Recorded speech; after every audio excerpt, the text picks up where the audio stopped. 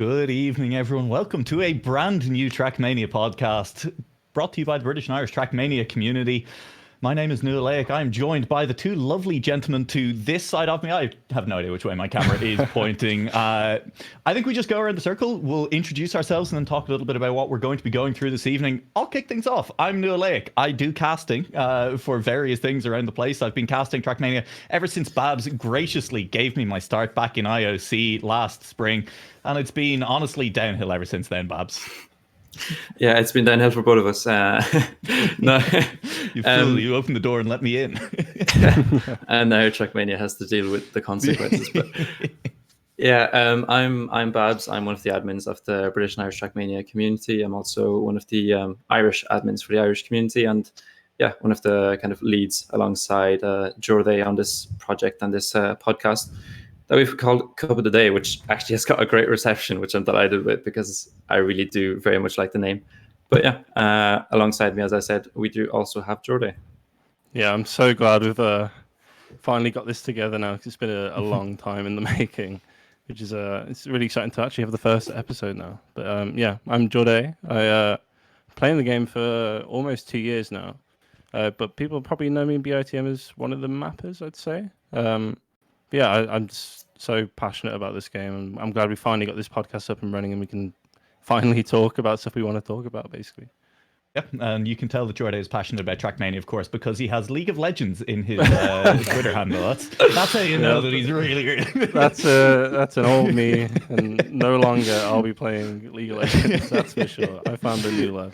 That's honestly smart. Just an intelligent decision all around, moving away from League of Legends into Trackmania. Of course, we have plenty of topics lined up for you this evening. We are not just going to sit here and ramble for a couple of hours, although it probably will feel like that at various times. We're going to talk a little bit about the Trackmania World Tour. Lots happening over there. Regionals all the way up to Grand League and everything in between. We're going to be bringing Magpie in as a guest who's provided a lot of stats for it to discuss that with us. We're going to talk a little bit about the track of the days, what they've looked like recently. Jorday's going to bring a bit of expertise to that one as well, because I got to tell you, I definitely won't be. So much to talk about track of the days.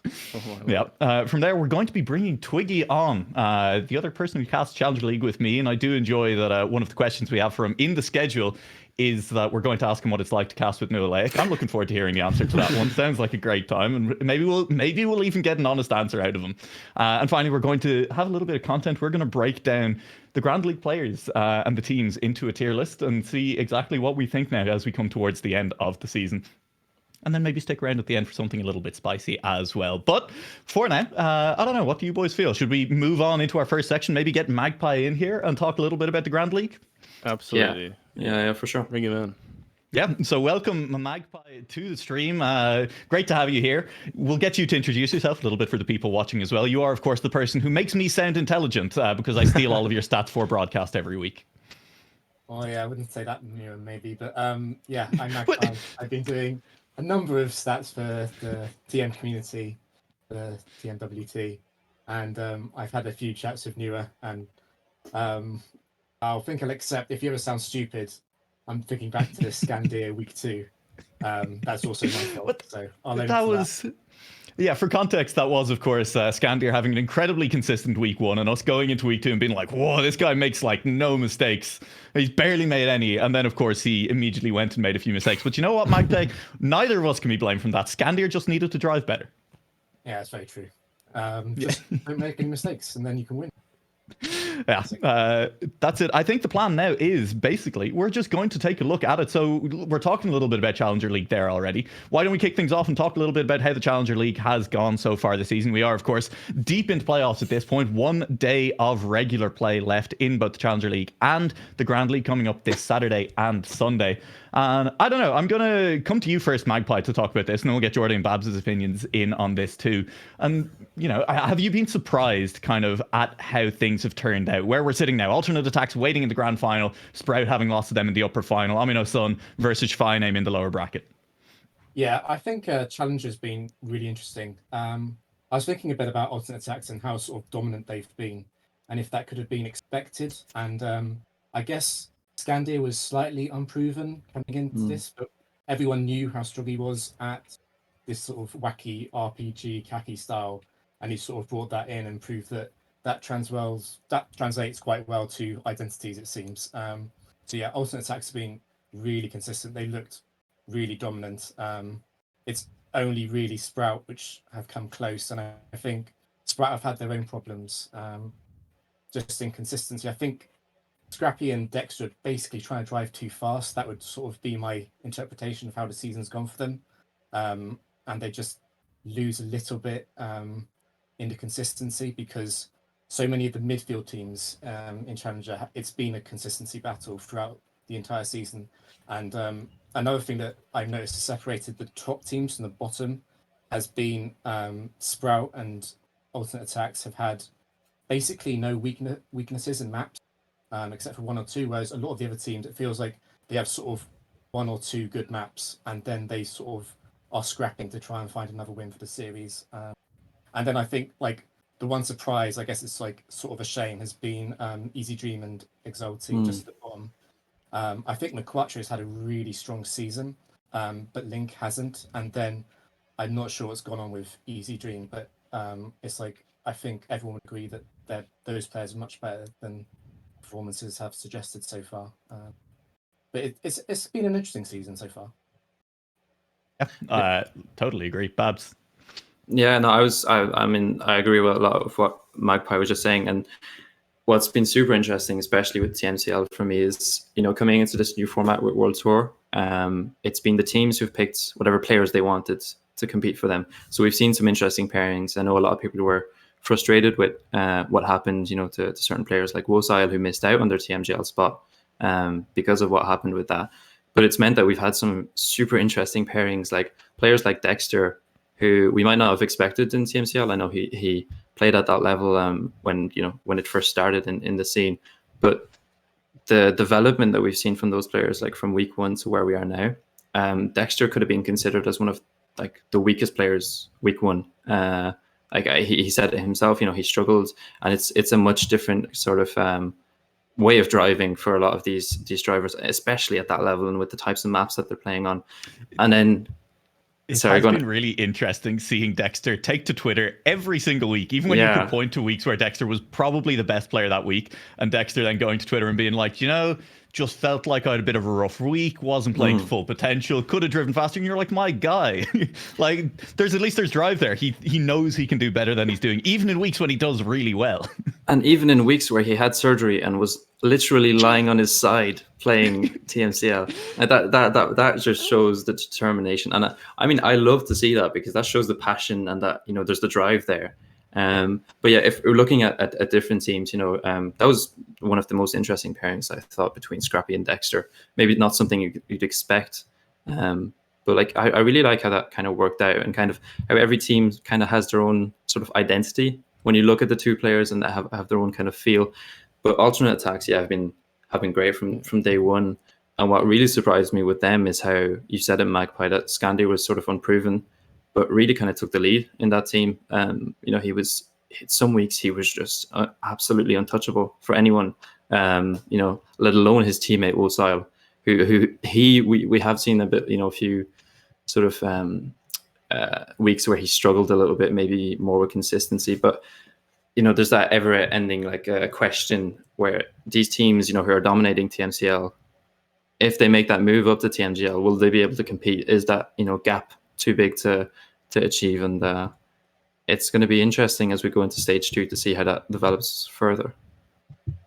Of course, we do have the All-Star Championships in the meantime as well, which I think is, I don't know, Magpie, I'm going to come back to you on this. I think it's a little bit unfair to the teams at the top of TMCL, because some of them are really good. Like Alternate Attacks and Spread, they could compete, I think, with bottom or mid-tier Grand League teams at the moment, but instead they have to play the top 4 teams in the in the Grand League in the All-Stars. Yeah, I don't think that's going to go well for them. I think it's going to be a little bit of a reality shock. I know we're not talking about Grand League yet, but one thing that really stood out in the last week was watching ITV versus G1 and thinking, like, this is no longer about driving map clean. It's about getting world record, or you're just third, which is insane. And so crazy. I don't know what you do against that.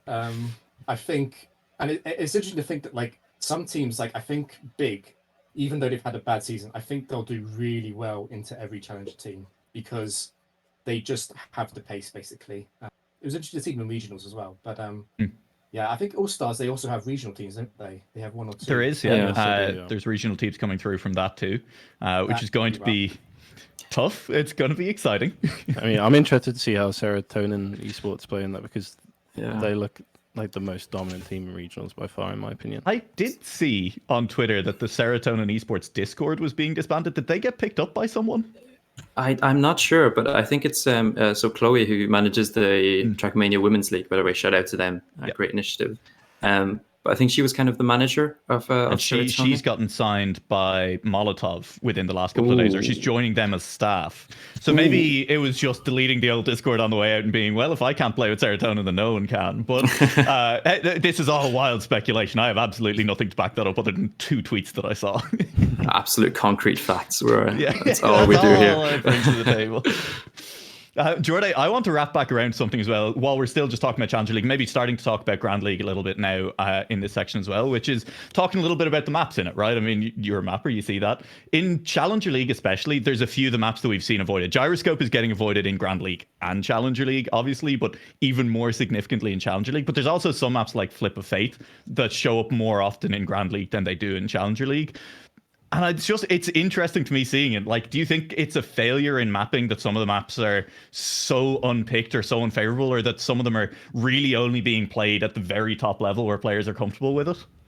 I think one of the major things that they've done well is that they've hired some extremely talented mappers to build the maps. And what people can argue, like, people need to understand these maps, they were built without the idea of the identity in mind at first. So the routes were being built without even knowing what identity they'd be giving. And from mapping myself, it's extremely difficult to try and calculate a random section into your map without knowing what it's going to be, right? You just can't predict that. It's almost impossible. So for them to implement these identities into these routes is incredible, really. And the actual routes themselves, I think, are all great. It's just, I mean, everyone has their opinions on whether identities belong within the World Tour. I mean, I can understand why they're doing it, right? They want to stand out compared to other competitions that exist. I mean, if you want to play outright competition maps, there's loads out there that you can compete in. But I think the problem with identities for me is that I'm okay with them as long as there is consistency that can be done with them. That's the major issue for me. I mean, everyone can see that Gyroscope has major inconsistency issues, and even Reps, I believe the actual block that Reps has for the identity, you can clip your wheel within the block itself, and that's completely out of the player's control. And that's just something that shouldn't be acceptable within a competition map at all. So I'm hoping for the new competition maps that are coming forward that there's going to be some improvements in that department. Yeah, I completely agree with that, and I echo what Jorday is saying. Is like some of these maps and like the routes are brilliant. I haven't played them myself, at least the easy versions in some sort of competitive format. It's like some of these maps, you're playing them and you're thinking, oh, this is a great map, but I don't like it for the last 5 seconds of the map, which is really unfortunate for some of these mappers, like Scarzor, who's made Gyroscope. And it might have been disliked for certain reasons, which is unfortunate, as he's only brand new to the mapping scene at this level, anyway, like at the World Tour level. But it's just really unfortunate that some of these maps are really like high quality and are just not being appreciated like they should be because of something that's out of the mapper's hands and is out of the player's hands. That being said, what is the solution to that? It's not really for us to say. I'm going to say it. I think my opinion is slightly against the court of public opinion in this one. I like the identities. It's being pointed out in chat that it is a random spike in difficulty at the end, that it maybe is trying to create artificial hype with players crashing rather than being close to each other. But I think the counterpoint to that for me is that the rounds where players are close to each other become that much more exciting, right? Like when you do have players finishing within a tenth of each other because everyone made it cleanly through. That's wild, and it's exciting, and it's a good time. And I mean, the other option is, because it's not boring, but you don't just want players driving maps perfectly the entire time. And these players are going to be grinding them. They're going to get incredibly good at them. The other option is to just make the maps significantly more difficult overall, probably. And that starts to introduce its own set of problems where like players just will lose it at some point in the map and have no way to regain it because there's no chance at the end that your opponents are going to make a mistake if they can then just safe the lines through the rest of the map. And I don't know. That's just, look, I'm just going to argue in favor of identities because it's an unpopular opinion. And I think that they deserve a little bit of love. It is hard to find that balance in between Yeah. difficulty and consistency. And I think that's a major reason why you'll find that a lot of these high-level, top talented mappers are also high-level, top talented players as well, because they're able to test the limits of their maps. They know exactly how hard they can push and how hard they can do that consistently without finding any gear issues or, you know, other random aspects that might impact the route themselves. And I mean, look, we're talking about integration issues into the map, the fact that the identities do feel tacked on sometimes as well. And that is, I think, a large part of the issue for at least more experienced players or more experienced viewers as to why it feels rough. A viewer who doesn't know much may not notice that. But I have heard rumors that the plan is for the identities to have been integrated into the map building for stage 2 significantly more than they have been in the past. That at least they've been built with the identities in mind. That's a lot. That's very good to hear because that's a major vague problem. rumor that I've heard. I have no idea if I'm repeating things correctly, but Concrete if that is facts, true, people. that's again, Concrete that's facts. all I do. That's all I do. Is I spit facts. But if that is true, like, you know, that does solve, at least should, in theory, alleviate some of the problems with identities, which is that they just feel separate from the rest of the track. For sure. I think there are different sort of opinions on identities in general. I think looking back at the history of competitive Trackmania, I know we've got Hot Sweat in the chat and a lot of those players who played, you know, like 10 years ago in those World Cup style events, and there was no identities. It was just full tech. It was, you know, how fast can you go kind of thing. So yeah, it obviously has evolved a lot. I mean, I feel like they have done what they need to get the game to a better place, you know, to develop it, to get people watching it. And I mean, we can commend them a lot on how they've completely reshuffled and created World Tour this season, because I don't know about you guys, but I've watched everything from start to finish. Like, I've been invested in TMGL, TMCL, regionals. You know, it's been brilliant all around. The production as well. I mean, we'll come to that in the second part of the show, but it's been really up there. I am just conscious of time, and whilst we do have Magpie here, I feel like there are some interesting points that I want to get into with Magpie, because this season, along with World Tour, something that we've seen emerge quite a bit has been just data and data analysis, and it's just been incredible the amount of analysis that we've seen on every echelon of the competitive play, and how in depth it has been. I mean, your last video that you made is just goes to show that. But yeah, why do you think that that's come around now? Is it due to, you know, more interest in the scene, or and also how do you think it's going to kind of shape how the players play, how we further the scene and how the scene develops? In Trackmania's Moneyball era. I totally agree with what you guys said. Like, I think it's just a much better show. Something about having the round and the sort of tennis-like set format, I think it makes it much more engaging. And having the players repeatedly play maps means that it does lend itself more to data compared to you imagine it's like a player playing six laps. I think they used to play on some of those old maps. It's like, how do you analyze that? Well, you know, I guess this person was first after 6 laps, so they were the best. Whereas on rounds, you can do more stuff. Like, you can say, this is something I talked to Massa about a bit, where we were sort of saying that you could drive a really good time on slowdown, and on round 1 it was first, and on round 2 it was third. And it's nice to sort of recognize that we can pull out the stats and we can say who actually drove well and who didn't. But I don't know why so many people have jumped on the graphs and so on. I've just done it because I thought it would be interesting, and because there was good reception. I mean, the community's been great. It's been really nice to hear feedback. So I did more of it. So really for me.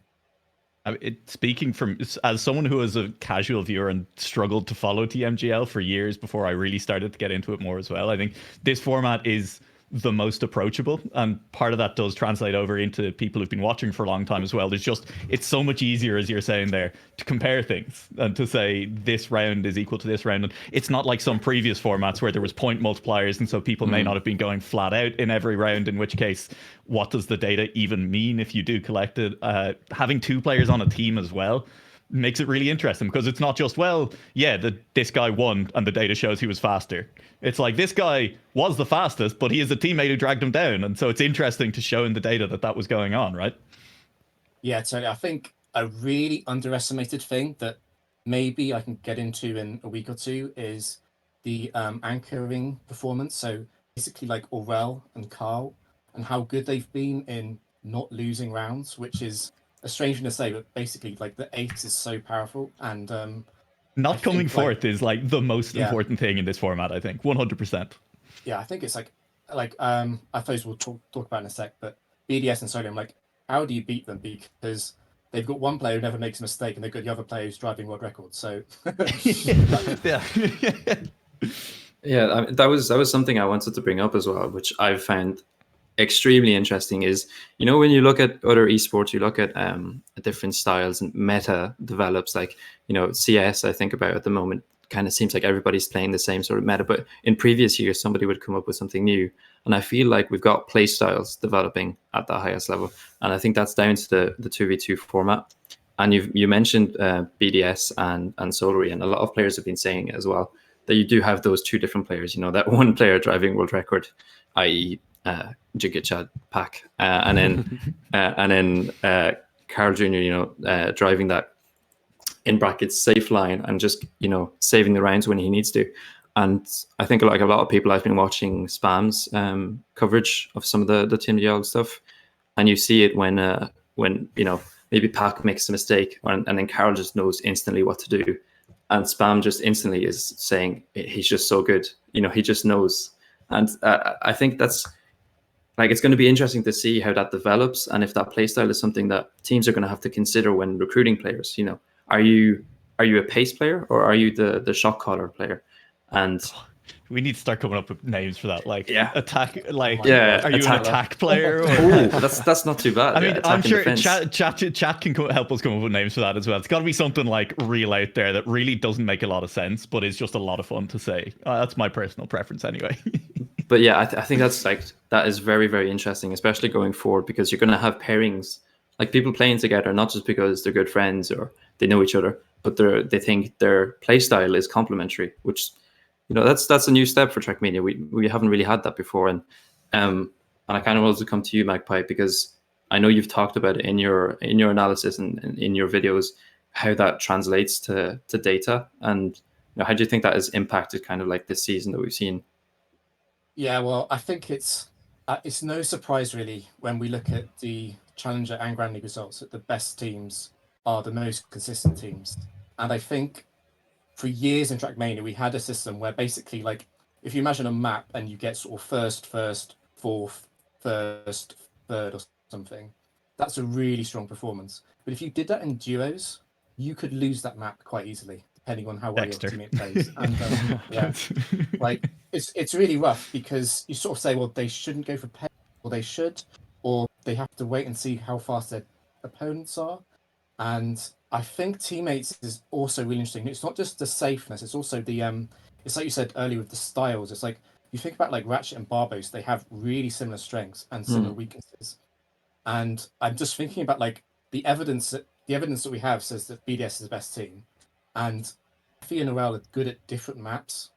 Aurel is really good at Flip of Faith, for example, and Xephyr is much better at some other maps. And they might have a similar weakness in slowdown, but it's sort of a little bit irrelevant. And I think we might, if I have to predict, we probably see teams develop where you have different players. I think that's going to be more common, because like the issue that even solo we have is that it's like, okay, well, it's Pack and Carl, we're going to ban slowdown because they're tech gods and they're just going to drive our record. And then I wonder how much that plays into it. And I don't know what's going to happen there, but I do expect playstyles to change. I also really like the question that Hotspots asked there is, do we think at any point Nadeo will allow a separate in-game shot caller Yeah. to spectate 4 teams, because that could be a massive advantage in a format like this, because we know that at the moment you're kind of talking about how one player maybe is the slow or is the pace player, one player is kind of taking it a little bit easier, just trying to get consistently to the line, and that's probably the player you have calling the shots for the team as things go.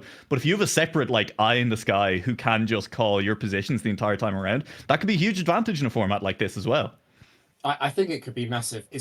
And it wouldn't just be like someone saying, "Oh yeah, they both crashed this round." Yeah. It could literally, you could have, especially if they know what they're doing, you could have a coach in there watching the other team, and they'll say, "Oh, I think Pack has about 56.8 peak pace here, so aim for a 56.7." It is also kind of why I hope it doesn't happen, because I think it would be a little bit like, it basically does just turn it back into less of a strategic game and more into just you sign the 2 fastest drivers and they don't have to worry about anything other than brain off, HUD off, go fast. Yeah, that's what I was mentioning about Carl just there, is like he's like, I mean, he's the GOAT, he's the best player ever, but like I appreciate as much as Spam does in his streams, like when you see him recognize what situation he's in, he knows how much time he has, he knows how much he can save, or in the counter argument, he knows how much he has to push. It's just a whole another level of skill. And I appreciate it a lot. So I think, to answer Hot Sauce's question, I could see it happening. I really hope it doesn't, though. Yeah, I think we are. Look, again, we got to be aware of time, Magpie. We're not going to say goodbye to you just yet, though. We have a few things left to talk to you about. We've touched on the Grand League there. I think we'll just run through it very quickly again. Obviously, things been very exciting over there. Is there anything that you were kind of looking at as you were doing data during the season that you've been surprised about now come playoffs? Is there any of the teams that have kind of shocked you a little bit with results outside the norm? I mean, obviously, as you said, all the teams have just gotten faster. Has been the big improvement in the Grand League playoffs. The biggest story in Grand League is probably BDS versus Solary. Obviously, BDS are now in quite a serious advantage from the winner bracket final. What a game that was! It was a great game, yeah. And the other big one has been. It's a sort of shame that we were robbed of this because it happened so early. But Alliance versus Big was really tight for 6th and 7th, and it's a shame they didn't play a bit later in the season because, as it worked, Alliance won that match and it was sort of pivotal. And then I guess it was a shame that. Sinners didn't improve as much as some of the other teams. But I must say, like, Gamers First, I think, have stepped up massively last week. I think that's going to be really exciting. I just hope they can have the stamina to play enough games to actually have the chance to win. Because so many maps in a row that you have to win. I don't know. The thing is, like, it was gratifying for me to see it in the match. I'm like, the whole season I've been like, Gwen is so quick. Like, he's actually got 3 temps on everyone and he can just sort of do it. And I don't understand where that pace comes from. But I think even Binks is worth mentioning. I mean, I think since he was kind of, I guess, in the average pace of everyone else until Arctic Gaming Experience. And I think from that, he really showed everyone how fast he really is, right? Ever since that, he's hitting his peak form, it feels like, and he hasn't stopped. Yeah. I think the only thing that Gamers First have against them is that Binks and Gwen are both sort of pace players. And I think they've suffered from that slightly in the season. But if they both turn up, they can win the championship, I'm pretty sure. So on that point, I would like to submit for everyone's consideration for like pace and consistency players. Has everyone heard of the Boba Kiki experiment? Where if you say that to anyone in any language, they think of Boba as the soft sound and Kiki as the hard sound. So I'm thinking we call the pace player Kiki, and then the kind of consistency player is Boba, because, you know, it's soft versus pointy. It's the sharp player on the sharp end. So I'm thinking we go Boba and Kiki, okay? I think this is a good idea. No, I mean, I love it, you know, but if I had something to say, it's just that in different languages, they can mean different things. And considering that most of our player base in Trackmania is French. Listen, I'm sure it'll probably be fine. And it definitely will not lead to chat just spamming Booba every time we say it. I think, Babz, did you have anything else to say on Grand League? Because I think we should touch on regionals before we say goodbye to Magpie as well. I did just want to mention about Gamers First is, like, you mentioned that they're both pace players, but something that can play against them as well is that along with being pace players, they're kind of momentum and kind of mentality players as well. Like, I've seen matches where, you know, G1, especially I think when they played against Solary on parkour, I believe, I think it's not their best map anyway, and they probably expected to lose that one. But you just saw Gwen just kind of every round he made a mistake. Most of them wouldn't finish, and it's something that's worrying to see. Like even if you're not as good as the other team on a map, there's always a chance. You know, this format we've mentioned that, you know, there's always a chance you can beat them, especially with identities in play. And I don't know, I've just seeing that when you see all 3 players finish and then it cuts back to somebody who's halfway through the map and just really isn't trying to get to the end. It's something that can play its part, especially when considering the format they're going into this weekend, the amount of maps they have to win, that can take its toll. Yeah, definitely. I definitely agree with that. Yep. Hey, lots of regionals happened, and I don't think we have time to recap them all, but, you know, the Liquipedia pages are there, and so people can go and look at them. Promotion relegation tournament. Magpie, do Exalti in any world drop out of this tournament? Well, I think the top EU regional teams are so good. I wouldn't put money on Exalti or Easy Dream being safe at all. Exalti improved so much over the. I felt they were so unlucky to be in that elimination zone come the end of the season. I think it was I think what happened is that they ran into every team on that team's good week. Yeah, that's what it felt like. They felt like a middle table team in all of their performances, just slightly losing to a team that was peaking.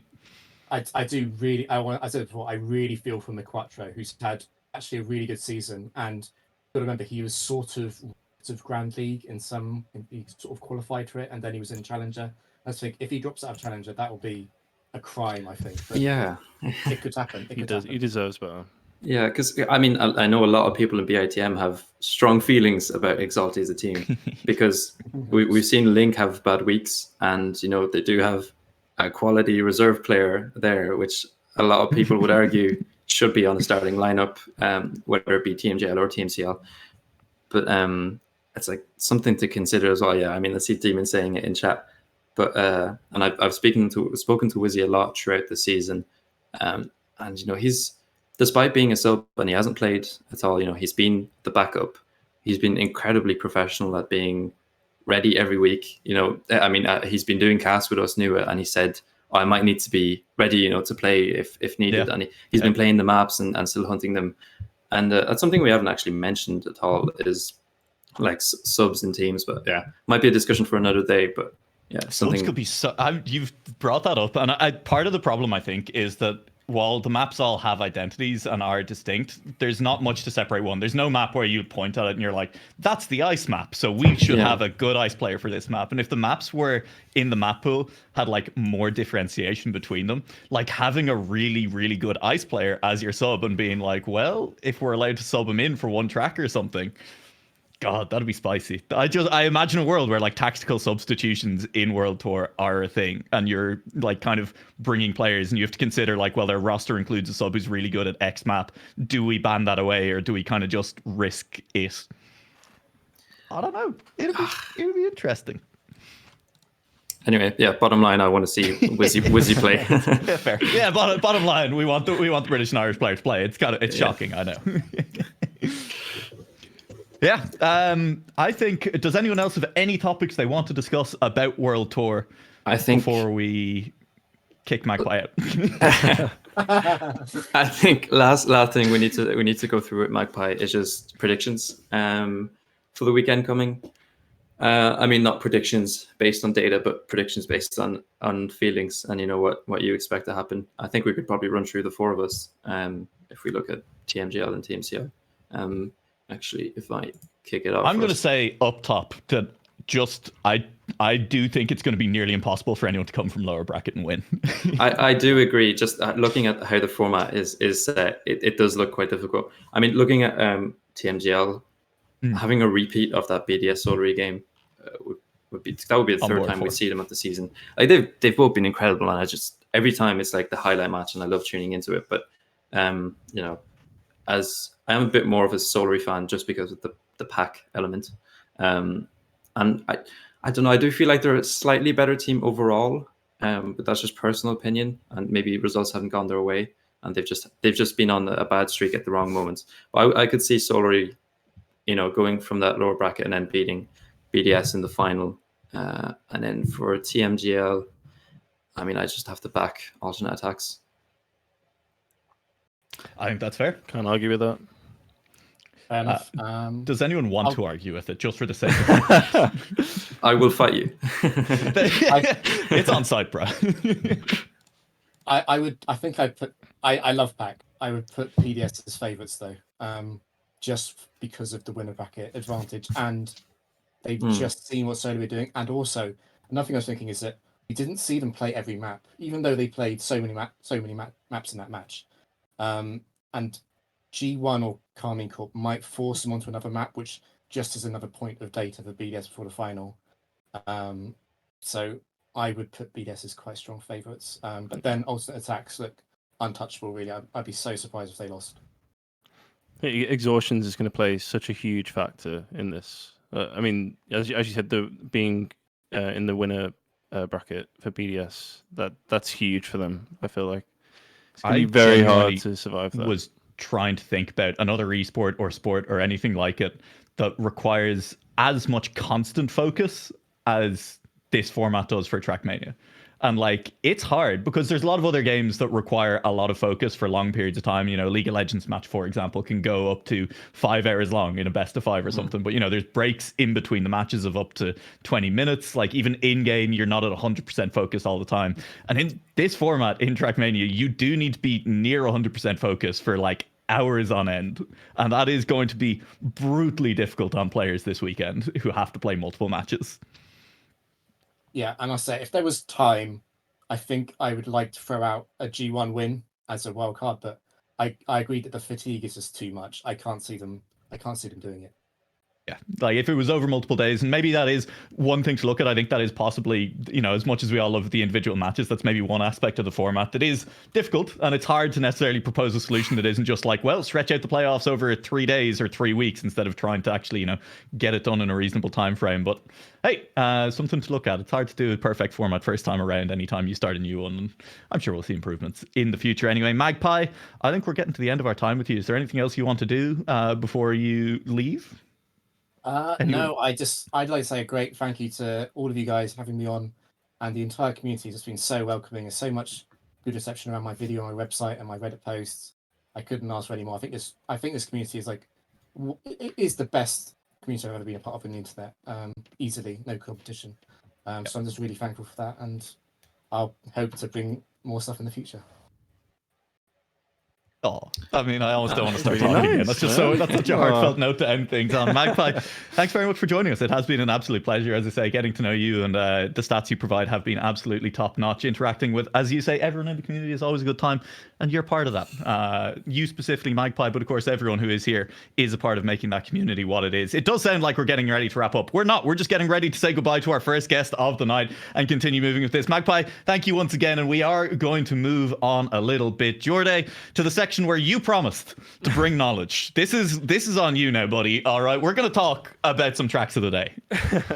Listen, we are gonna talk about the tracks of the day, but an overall topic I would like to discuss is how track of the days, especially from this week till now, have drastically improved in quality, and I think Babz can agree on that as well. Yes, I can fully agree. Yeah, I mean, we had a period where, I mean, you didn't want to be in VC with me when Cuppa the Day was on, because like just day on day, you know, I was getting more and more angry at the maps I was playing. And the horrible thing is, I love the game so much that I'd still hunt it. So yeah, like I'd complain about the map, and then everybody would say to me, "But you still won champ medal." And yeah, of course I do. But yeah, and I mean, we can talk about that, and like looking at some of the maps, especially this week. You know, I've enjoyed a lot. I've enjoyed the variety of it. I've enjoyed the quality of the maps, and yeah, I think we'll get into that. Yeah, the first map in this, I guess, topic is the Neo Cupra map, and I guess when we talk about quality maps, people don't necessarily think of Neo Cupra, but yeah, it was a decent map. I haven't actually played this. I've watched it, but I believe you've played it, right, Babz? You can tell me what you think. Yeah, this so the wonderful map. The Neo Cupra map. So that was the first one, I believe, of the week. Yeah, it's up on screen there. So yeah, this was a Keysla map. And I remember loading into this one, and I remember having issues with Neo Cupra mods in the past, and kind of visibility and stuff. So I turned off skid marks, so I could have the actual mod and see where I'm driving.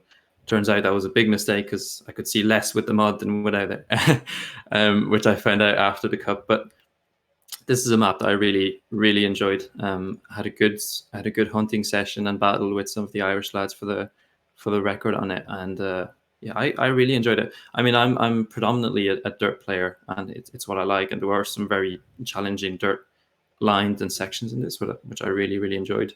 So yeah, for me, it was a really well built map, an interesting mod, which I continued to play with despite the visibility issues, in my opinion. But yeah, I really enjoyed this one. We should, of course, note that on these maps, everyone will be able to see the reactions given to them by the British and Irish community on Discord after the fact. And this one, hey, a lot of skulls, a lot of troll despairs, but for a Neo Cupra map, it sounds like the general consensus is still that it was pretty good. Maybe the British and Irish community are just mean.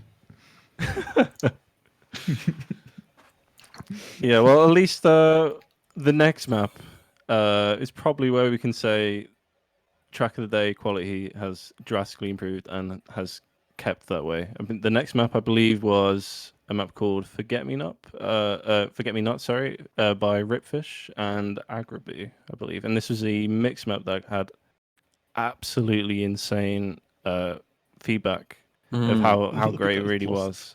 And I did miss the Cup on this, but I played the track of the day afterwards, and it was so good to play. Yeah, I remember playing this and thinking, man, I wish this was an EMC. Like it's a mixed map done well. Like there's a bit of everything. There's dirt, there's grass, there's a bit of tech, and all the sections feel equally important to get a good time on. And I feel you can rate a good track today by, if you look at the leaderboards, if the players that you expect to be at the top are at the top, then it's most likely a good map. Yeah, 100%. And I feel like with this one, we saw the cream rise to the top. And despite that, it was still an enjoyable map for everyone who played it. Yeah, and I don't know about you. I feel like we rarely see mixed maps, it feels like, in Track of the Day. I'm kind of hoping we see more, because it is kind of the staple of, well, at least competitive play, maybe not normal play, but it's something that should be encouraged more within Track of the Days. Maybe it's just mappers aren't really building it. People prefer more focused style maps, like focusing specifically on dirt or tech or grass, whatever it may be. But I do hope we see more of that. Yeah, Probably there's an element of self-selection there as well, though, right? Where for so long, so many of the Track of the Days were single style, that you end up with a lot of mappers building more single style maps because it's more likely to get Track of the Day, and so then more of them get selected. And so, these things do just kind of naturally fall into a pattern. So yeah, like you say, hopefully seeing more mixed ones and good mixed ones as well encourages more people to make good mixed ones and pick good mixed ones. Yeah, for sure. And like, coming back onto that, I think one of the things that we see quite often with Track of the Day is a track is picked because it's unique in a certain style, and that may be to the right, that might be the scenery. I know we've seen a lot of maps that are picked and people call it scenery of the day just because, it looks gorgeous. It's not necessarily the best map to play, though. But when I take the example of Wizzy, so Wizzy has only ever gotten one Track of the Day, but when you look at the repertoire of maps he's made, like I can't mention one that I don't like. They're just all amazing tracks. But the one that he did get was a wet plastic kind of full speed kind of map, and that that in itself is unique. It was really well built. It was very fun. It was actually the first map I got Div 1 on, but it was it was kind of that uniqueness. So yeah, as you were saying, that's probably that single style kind of thing that's getting more Track of the Days. But yeah, hopefully we see more mixed coming up. Well, speaking of plastic, the next map, a lovely map by a good friend of mine, Gilo, Stratus, featuring Orbital. This was, I remember I tested this map for him, and I was so impressed with how well it played. And it's unfortunate about the cuts that came along with it. And I saw a lot of people say that it almost looked intentional, like the how the scenery was placed and the cut. It almost looked intentional, but I think that was a bit unfair. But yeah, great map overall. Yeah, I played this one after I didn't play the Cup on this one. I only played the track, and I remember thinking, "Oh, I'm sad I missed this one." It just seemed like one of those ones that would be very fun, both to hunt and to play in rounds, kind of with those risky lines. And I think plastic as a surface allows for that. I mean, you say it all the time, Jorday, that it's very forgiving as a surface. so you can have those kind of riskier lines and stuff. And yeah, this one was just very well built. It is unfortunate about the cut. Yeah, plastic is something that isn't explored enough in maps in general, and I do feel like it's starting to pick up a bit now. Like you'll see a lot of mime maps that feature a lot of well calculated plastic turns in general, and I'm hoping we get to see more maps like that within a couple of days. That's for sure. But yeah, next track I believe is Verdance. I don't know how you pronounce it. By Kooks. I don't know the map at all, but maybe did you play this map, Babz? This is one I actually haven't played. I loved this map. I mean, we've talked about the quality throughout the whole week. I remember playing this one, thinking, "Oh, this is fun." You know, this is. I don't know. I feel it personally when I play a tech map, and the lines just feel right, and you just enjoy it, and you see where you can push, and you're like, "Okay, I've gotten a good run, but I know I can get 0.3 more, so I'll go again." And I remember playing this and just having a lot of fun. It was also a level of difficulty that was quite high, actually, for track of the day. You know, there were some lines. I know we had a British winner, Roy. You know, won Div 1 on this, which was very hype, and I think so a good lot to watch. yeah, everybody is quite hyped about that. But like looking at the map, it was. I mean, he came up against Spam. You know, a brilliant track player. Tech player in the final, and yeah, you just saw some of those turns are very challenging, even for the top players. But yeah, super good map. I really enjoyed it. A very fun hunt. Right, well, the next map, get your badge ready in chat, because I believe it is the first, or maybe not FS map, Efficient, featuring Xephyr. Now, this map, I believe when it first was released for Cuppa of the Day, I think a few people didn't like it, but I think the more people played it, the more they enjoyed it. Right? It was it's the most enjoyable speed fun type map that I've played in a long time. Yeah, I mean, two names like Entrylag and Xephyr, you know, you just associate with great maps. You know, obviously, like you associate with Waypoint as well for Xephyr, but like this one, personal opinion, I didn't enjoy it as much, just because I don't know if you could probably agree with me on this, Nuala, but some maps, especially when you're like a commentator, they feel like it's I don't know. When you compare it to sort of like a World Tour map or a competitive map where you have specific sections where you can gain and lose time, this felt like this one. I don't know if you played it, but it felt very much like a. I do know exactly what you mean. You drive, and if you make a mistake, that's it. But it doesn't feel like it's going to happen to anyone else. It doesn't feel like there's sections where you can risk. Look, I haven't played it, but I am going to talk about. I cast a lot of mini RPG. I was casting mini RPG tonight, and one of the reasons I love that as a format for competition, as a map stuff competition, is because there's always decision making to be had, right? Players can always choose their level of risk on any given turn or any given trick. And that means that even if someone falls a second behind, there's chances to make it up that don't just rely on my opponent needs to make a mistake that I don't think they're going to make in front of me. And tech, I think, is the reason competitive tech was so widespread for so long, is because tech has those decision points much more than some other track styles, right? Like you're talking about speed tech, a track like this, players don't have to decide how much I risk it. The turn just is the turn that you do. There's one line that you're going to take, and that's it. You can't choose like, well, I'm going to really risk drifting early on this turn or something. Yeah, I mean, that's just my opinion. Yeah, having said that, I'm not, you know, downgrading the map or anything. No, it can be still a great map. Like it can still be really fun to play and like really hard to get a great time on. But in terms of rounds playing competitive play, a map that is fun to play and hard to get a good time on isn't necessarily the same as a map that like players are going to compete directly head to head on. Well. Yeah. Well, yeah. The next map,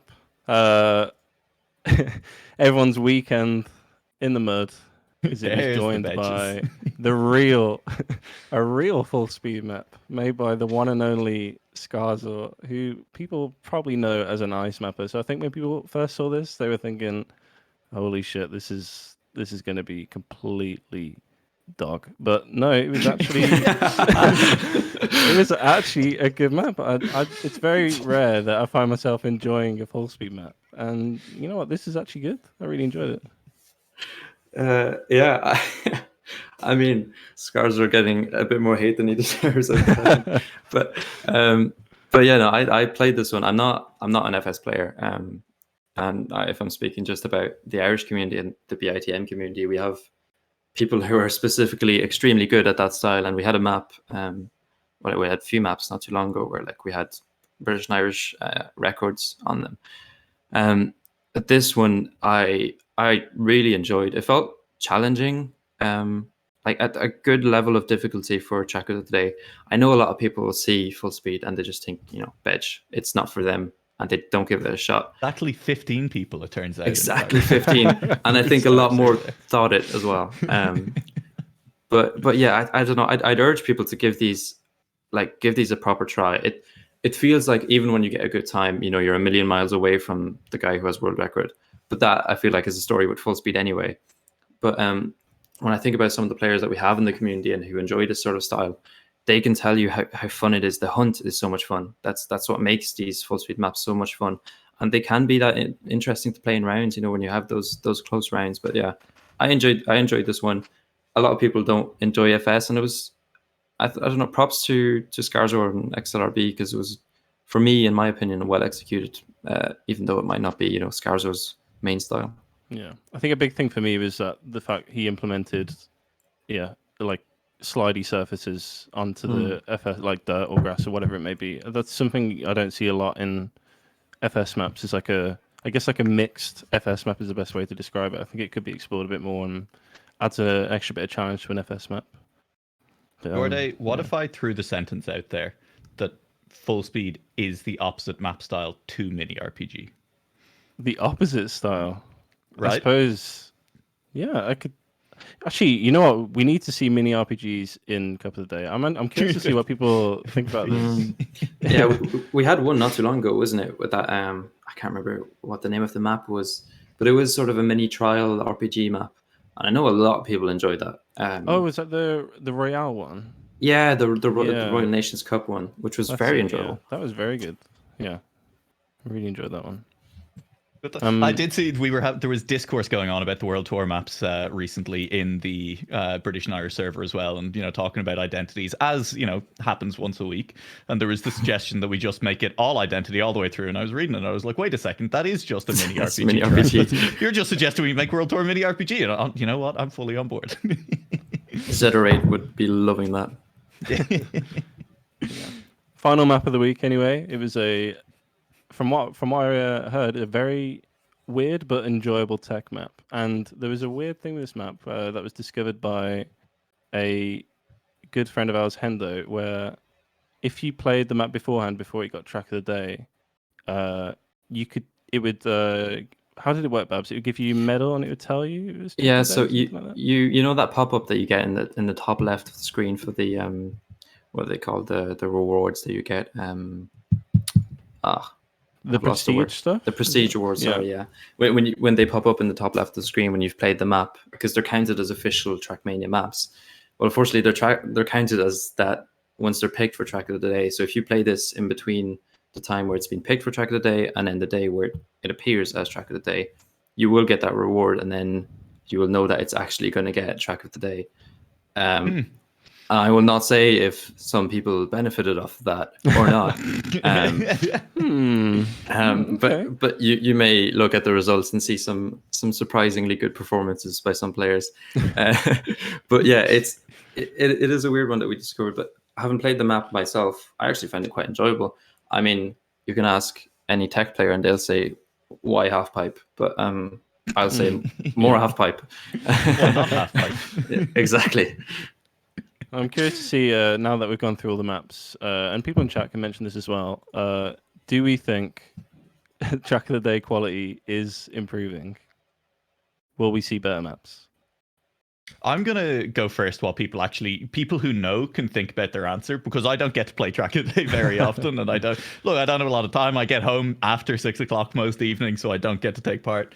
But as someone who checks in every month or so to just see what's going on, play a few of them, and just have a good time, there's a lot less grass full speed than there used to be. And in general, I see more tracks that I'm interested in checking out and trying to go for at least a gold, maybe an author medal on, when I just kind of randomly check in and take a random sampling. So my opinion of someone who doesn't play them a lot is, yeah, I like a lot more of them than I used to. Good stuff. Yeah, I kind of echo what New is saying. We had that. I feel like we had a horrible week, in my opinion, anyway, of maps. And then this week has just been, super enjoyable. Firstly, in the variety, the difficulty, and just how good the maps are. I think there's what has been good this season, which we haven't highlighted yet, is the exposure that different mappers have gotten.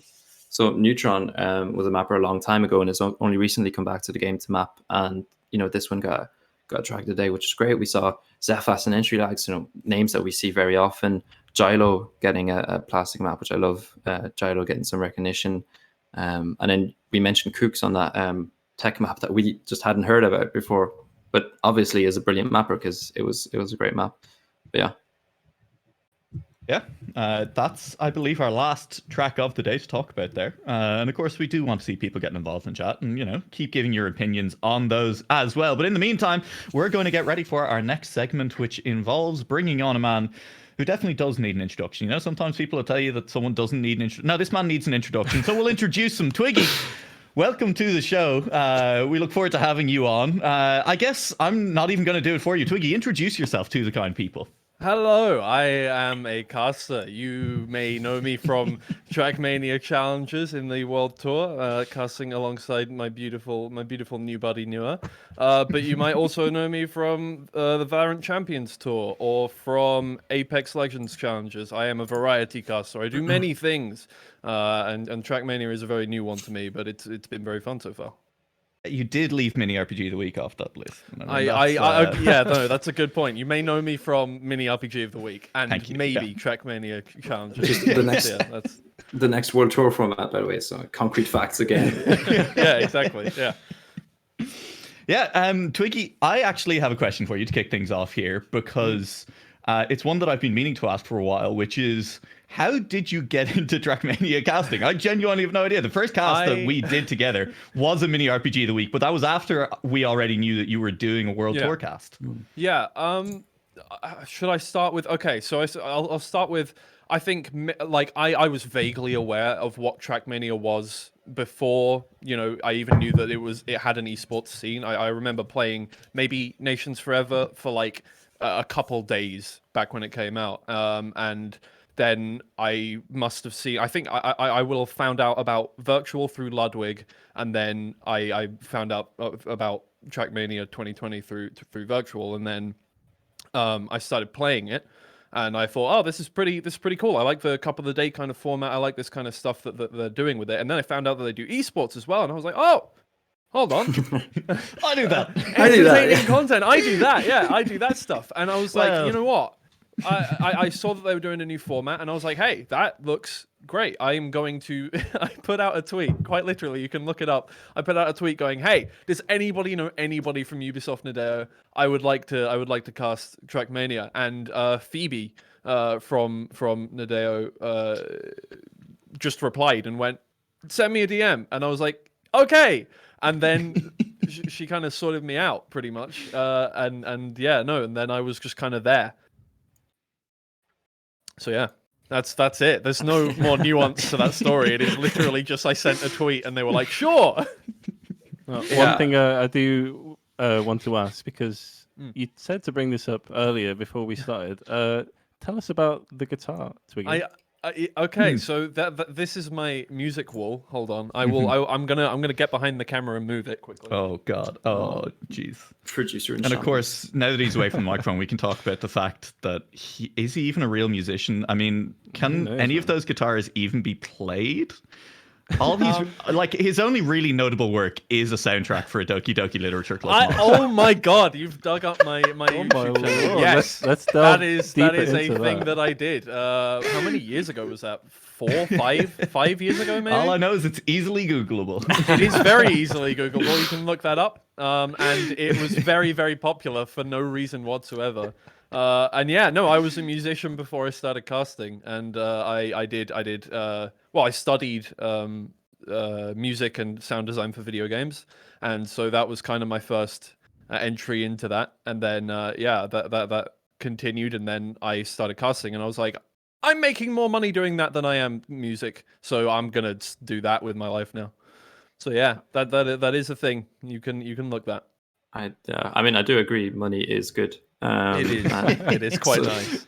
Valid It's got point. me all of this.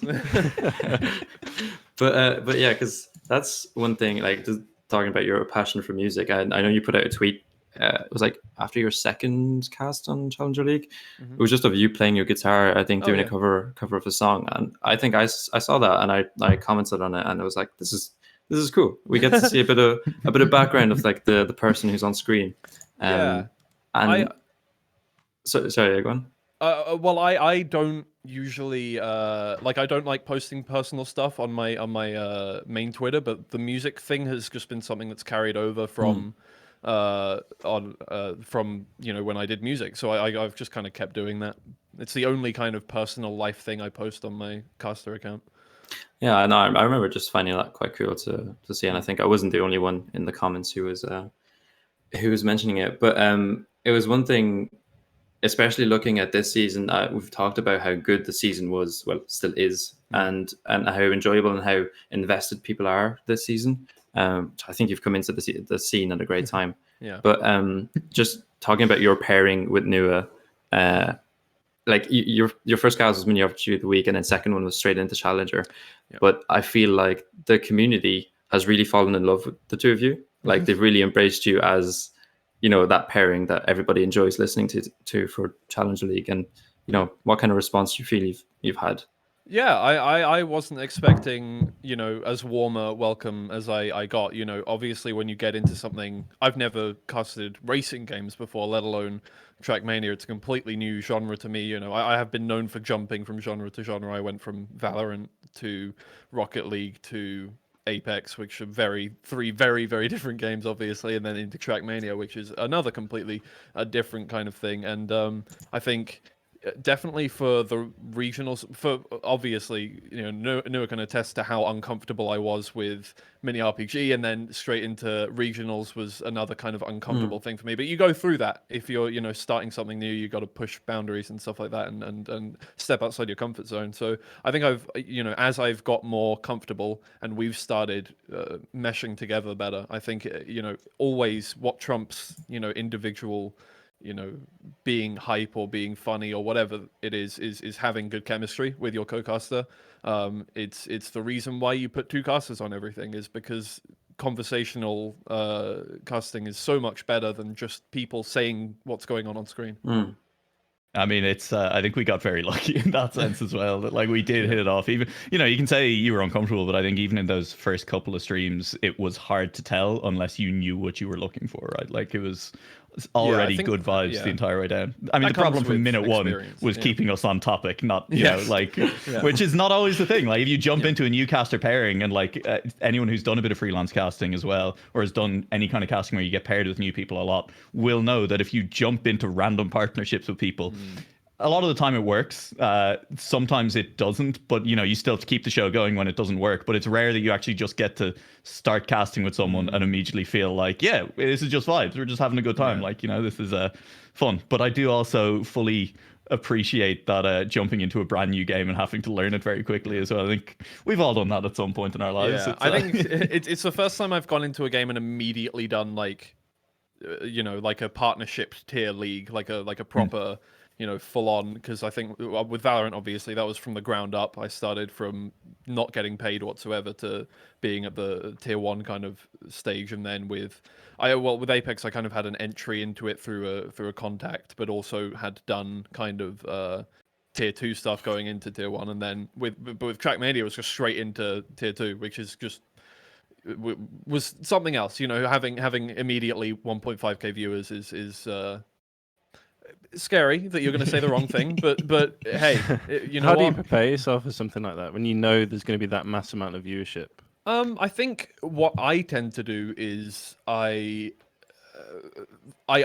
don't say anything of substance, because I feel like if you say something and it's wrong, that's a problem. If you say nothing and none of it's wrong, Nobody goes, that guy was terrible, I hate him.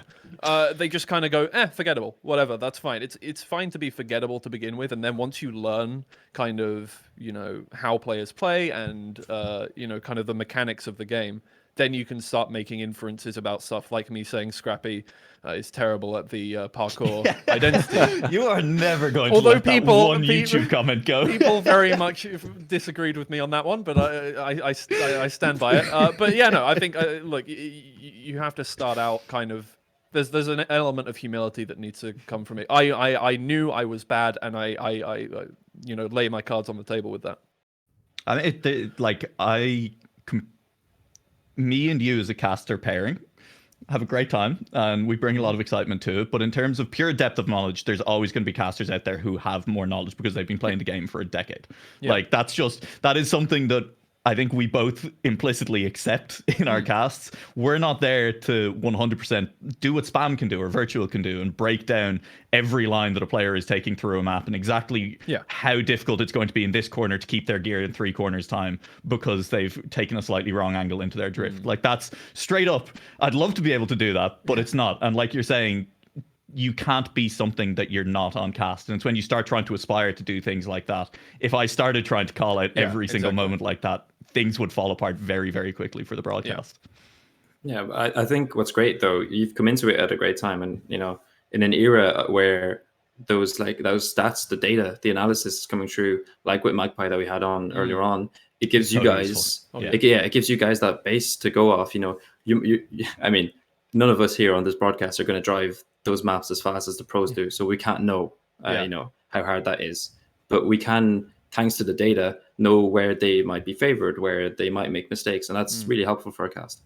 Yeah, I think a way that I've always I've never been a color caster or anything like that in Valorant, in Apex. I'm a play-by-play caster.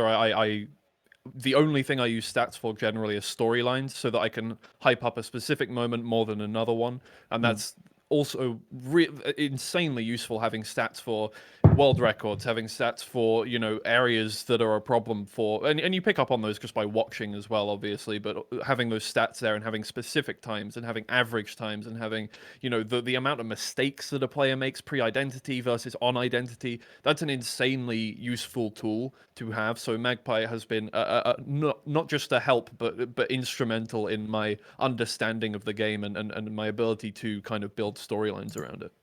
I was joking earlier, asking Magpie if he thought that, we're currently entering the Moneyball era of Trackmania, but like genuinely kind of a thing, right? Like there's so many more stats. People are keeping so many better records. They're publicly there for anyone to use, but also, some teams are paying more attention to the others. And all of this is just so I can say one more time publicly that I cannot believe that BS Plus competition banned reps instead of slowdown in the second match against Final Race. Know what? I'm still speechless. I don't know. Try that word one more time, Twiggy. Speechless. I have a speech impediment. You can't make fun of me. Well, we'll see. That was another one. Somebody said, "I wish they had a caster who didn't have a list." I didn't know if they were talking about you or me though, because my mic was doing weird things to my S's on that broadcast. I have a stutter and a list. Okay. I genuinely I read that comment and I could not tell who they were talking about. If that makes you feel any better. I chose a very interesting line of work, considering I needed speech therapy up until I was about 15. So Oh, I mean, Nua has an Irish accent, so I mean, at least you're on a level pairing. At least I speak the international accent, don't I? We are outnumbered by the Brits here already. Okay, you gotta calm down putting the Irish down. Yeah, no, I mean it's super interesting to hear, because you're, I mean, the way you guys have come through the game has been completely different. I mean, Nua started. How long ago was that? This over a year ago now? It's just over a year ago now. Yeah. I can tell you, I have Liquipedia open beside me, so keep talking and I'll tell you exactly when IOC1 was. Yeah, no, I mean IOC1, which is me just organizing a fun competition for our little Irish community, and just knew it happened to be there, and he casted it, and then suddenly it was something he wanted to do, and he's kind of come through the ranks, and for a long time I said knew it deserves a shot at the top. I haven't seen a caster better than him in TM. And then coming into this season, I mean, no disrespect, but I've never heard of Twiggy. I'd never heard your name coming into it. And then the first cast I saw of you and knew it, I think, was the regionals. I thought, this is great. This is what Nuo was missing. Maybe it's that pairing and that that kind of enjoyment. And yeah, I don't know. From a personal perspective, I've enjoyed it a lot. I've given you both a lot of praise, and yeah, it's been really fun. I do really appreciate all the very kind things, and I'm going to get back to it in a second. But the fact that we've just been asked, Babz, about the fact that this podcast has a quintessentially British title, and like a Cuppa is so very much also an Irish thing. I mean, hang on, I want to be clear. I'm pretty sure the stats came out a couple of years ago. All right. And the Irish drink more tea per capita than the Brits do. Okay, so like, let's calm down with our accusations of this being being a British title. I think we just generally drink more than British do, but yeah. Well, yeah, exactly. It's all fluids except water.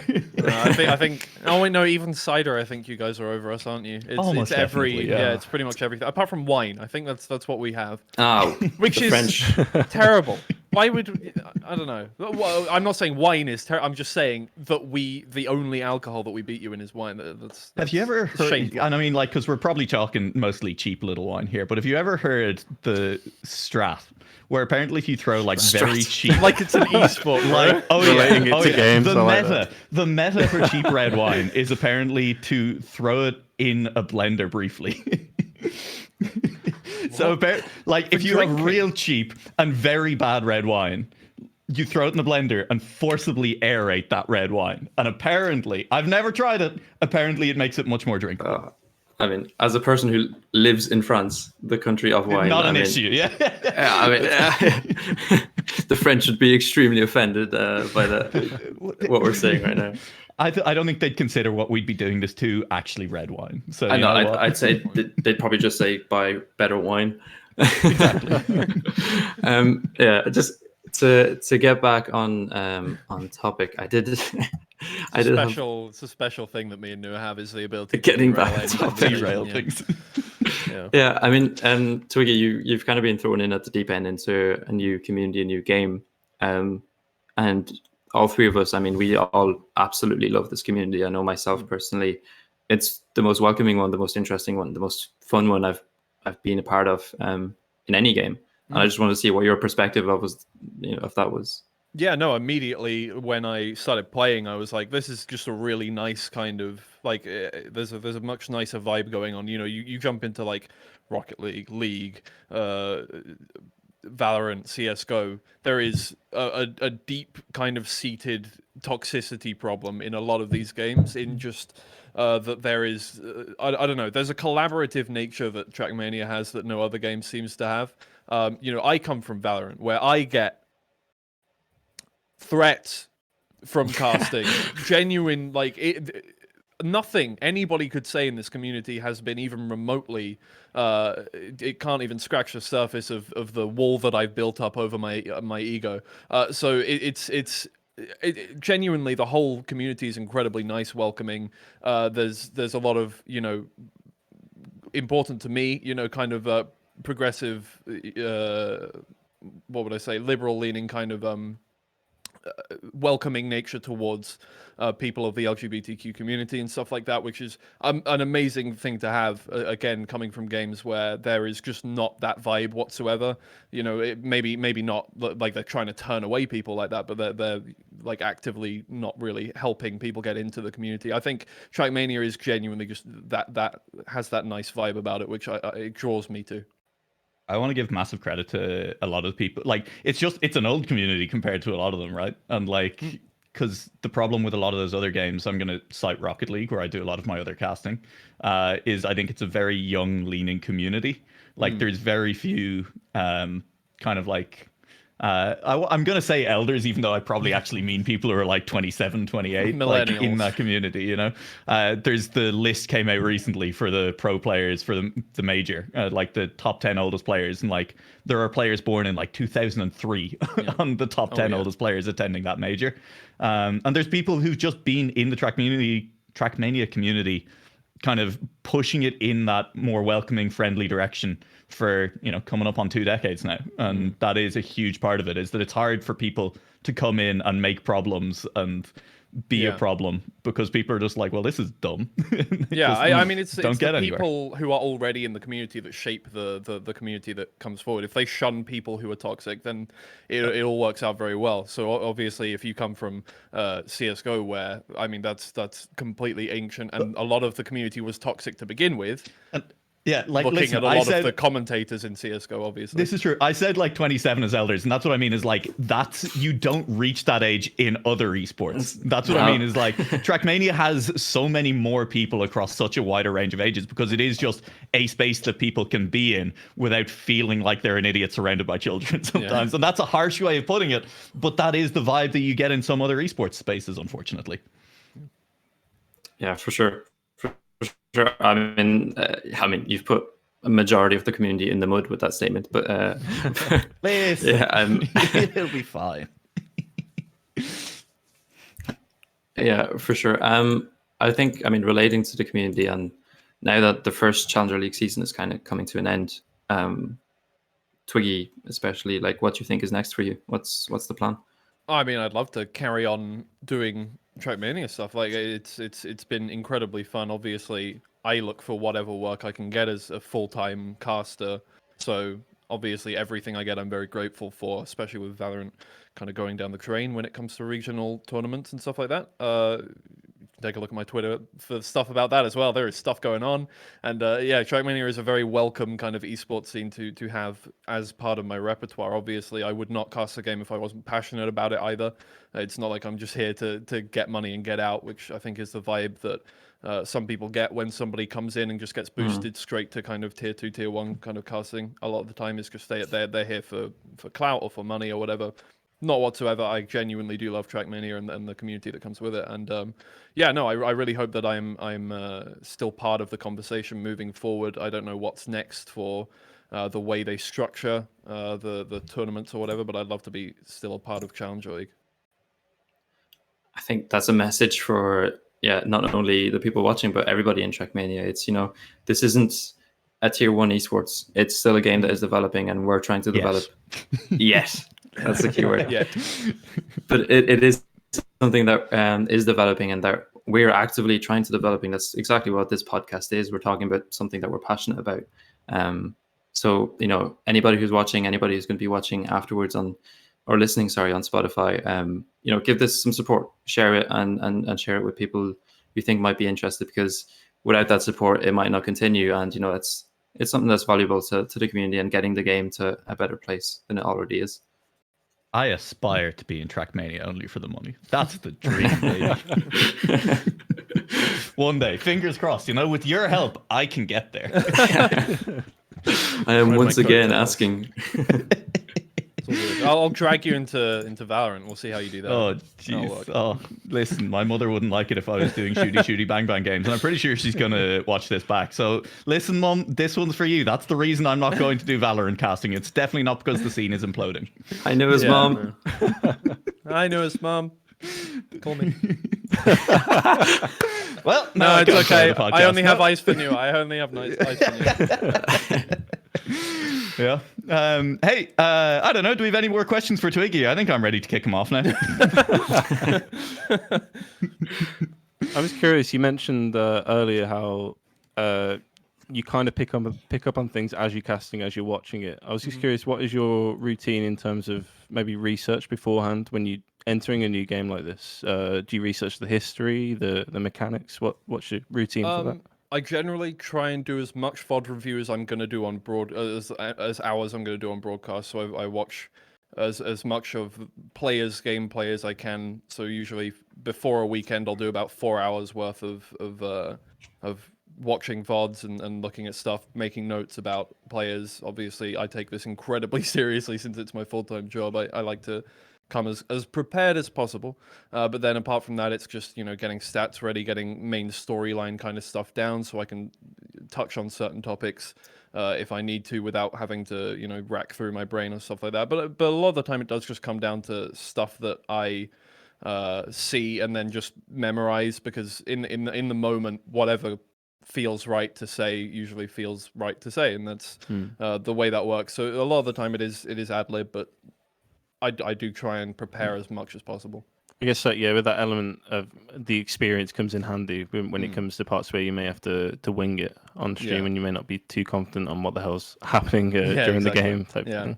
Yeah, it's also the bit where you are using your brain to actively search for information, like you're actually scrolling through Wikipedia on a second page or something to like find past results or something. That is a big part. I reckon that could be a very that's where the experience comes in as well, right? It's like it's support genuinely kind of person where I can just like look something up and keep talking at the same time. Yeah, mouth is still moving, but there is no thoughts behind those eyes. There is never any thoughts behind my eyes. Believe me, there is minimal. 2 brain cells maximum, probably. So, and that's between us. Yes, we share them.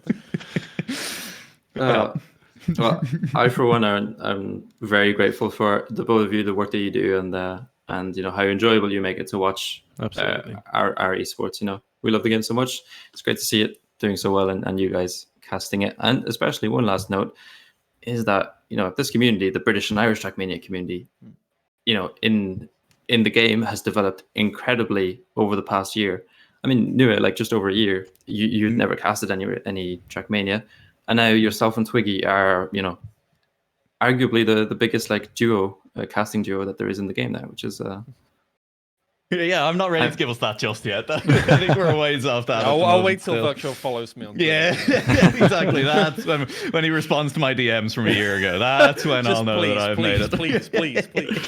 Yeah. No, like, I mean, you're right. It is incredible. And I remember, I'm not playing as much of the campaign maps as I was then, but like even a couple of years ago, I was playing the campaign maps and I was able to get, top 5 occasionally on most of the tracks in a campaign. And I'm lucky to break like top 25 at the moment, man. And like, partly I'm not getting as much time to pay. Partly like the level in Ireland alone has massively improved over the last 2 years. There's so many good players pushing each other, and I think that's true in the UK scene as well. Yeah, for sure. I mean, it's true in competitive play. It's true in the production side with you guys. I mean, we're spoiled for choice with the amount of casters, producers. We have Magpie, we have Kinch as well, who do analysis, and such a great team behind the whole thing. So yeah.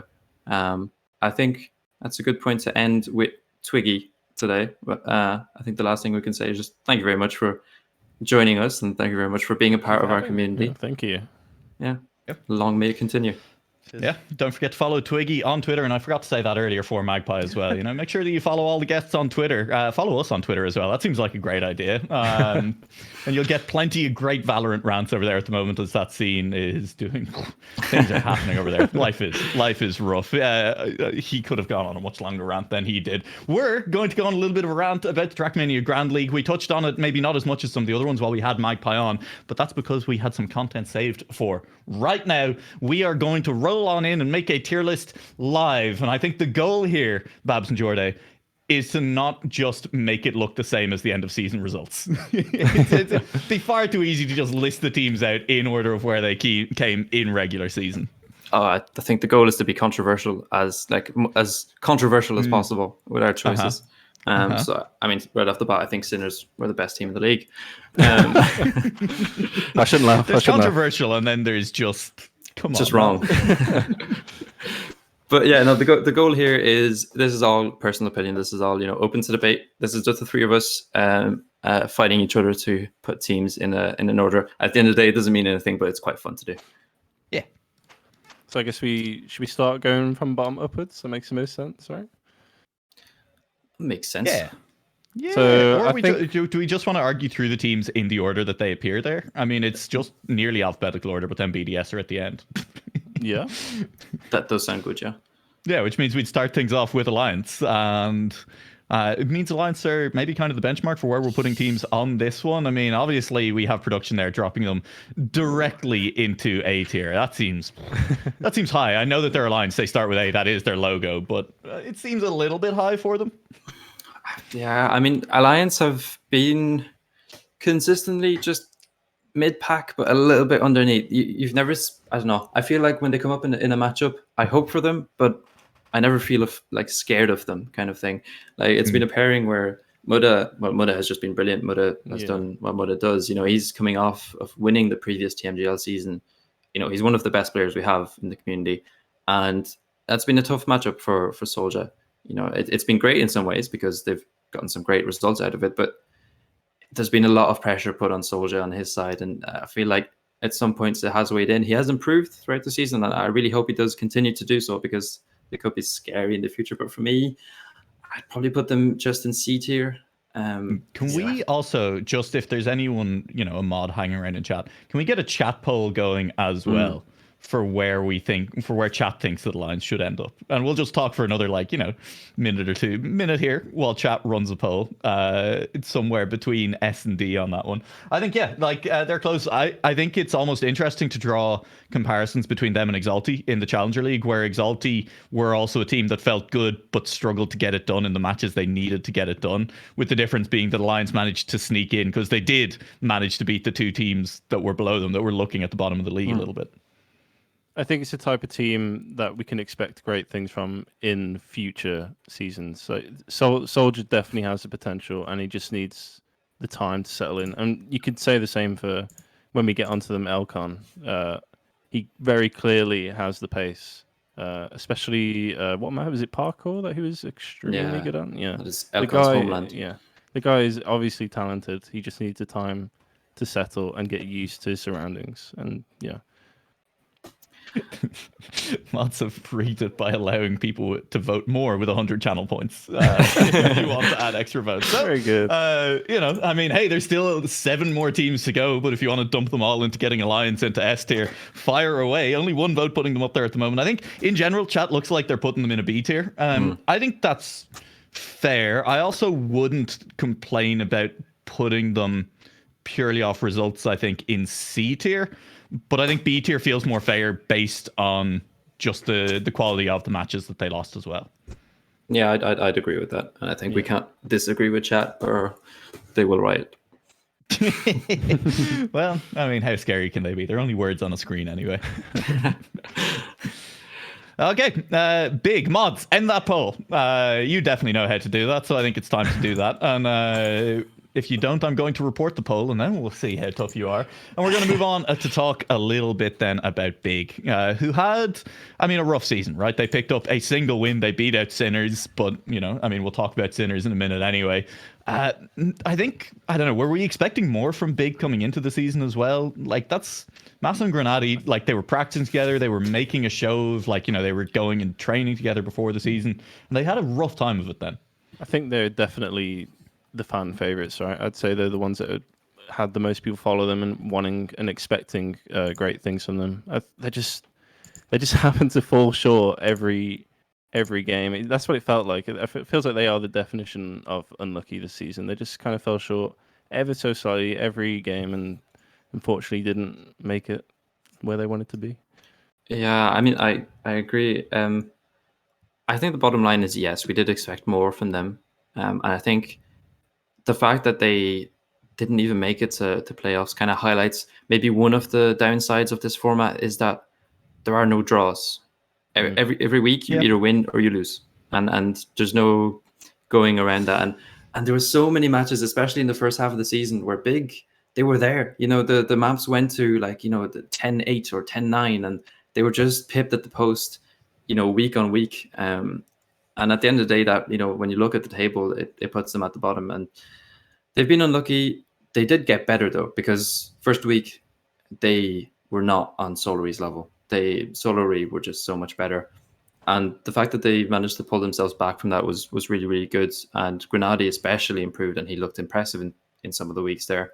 And then there was a point that was made about, Big are kind of promoting them as streamers, and they're doing all the practice online, compared to some teams who might be doing it offline and have that privacy and just can grind the maps.